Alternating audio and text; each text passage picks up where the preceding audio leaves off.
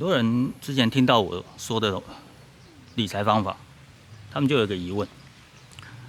他们说：“啊，你都没有把孝亲费算进去啊？这个你们要翻身，你们就要跟你们的父母亲晓以大义，就说如果在这一代你不愿意牺牲一些好处的话，你的后代就永远不能翻身。对，跟他晓以大义，看能不能说暂时不要拿。然后呢，通常那些长辈有没有会跟你要孝心费，都在一个时段，就是你大学刚毕业，或是你刚出社会，那他们还没有领退休金的时候，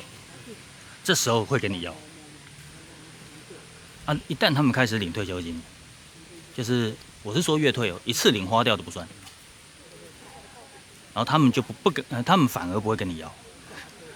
他们还怕你跟他拿，因为他月退了，他没有生活压力啊，所以通常是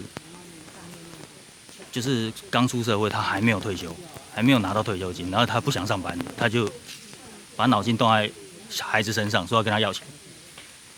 所以这一段时间一定要撑过去，撑过去之后。撑到他们开始月退之后，他们自己可以养活自己，就不会跟你要，不然没办法翻身了。你这前面要跟他晓以大义，说不要跟我们拿，否则后面世世代代都没有办法翻身，这样就比较惨。他们也希望你过得好，所以大部分会同意这个说法，试试看。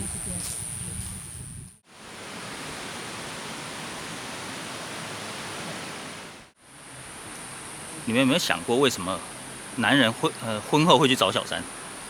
为什么会出轨？基本上我有想过这个问题。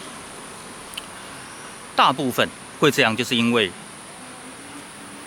男人在婚后，在他老婆的这个生活里面，这个男人他的角色就不见了。你要想说，婚前如果说你跟你先生出去玩，礼拜一去上班的时候，你跟你同事在聊天，你会说什么？你会说啊，我老公带我出去玩啊，去哪里玩啊？这样啊，很好玩，那个怎么样？那个地方怎么样？怎么样？然后如果说他是有小孩的，女生她聊天的这个话题就变了，她就会说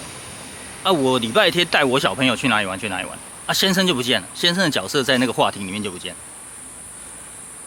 对啊，同样都是先生带他们出去，但是先生就不在话题里出现，他就变没那么重要。所以男人他就要去找一个他可以认为他自己有位置的地方。对啊，如果说他去找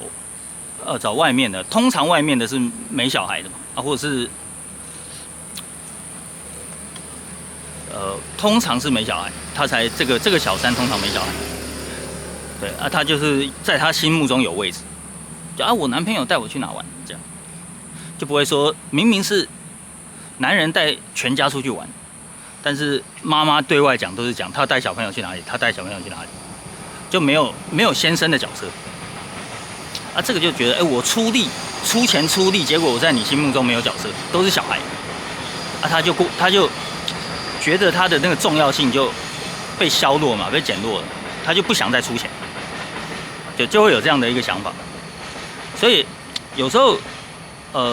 配偶自己也要检讨，就是明明是这个先生出钱出力带你们出去玩，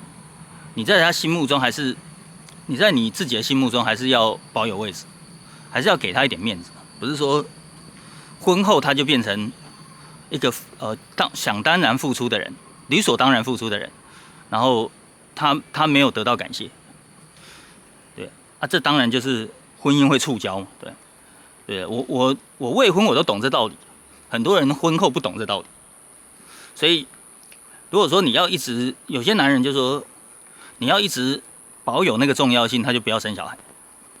对啊，你要生小孩之后，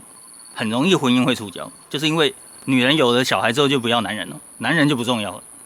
所以他为什么会去找小三？就是通常小三没有小孩。他又回到那个重要性，所以不能怪男人，有时候也是双方面没有办法配合造成的结果。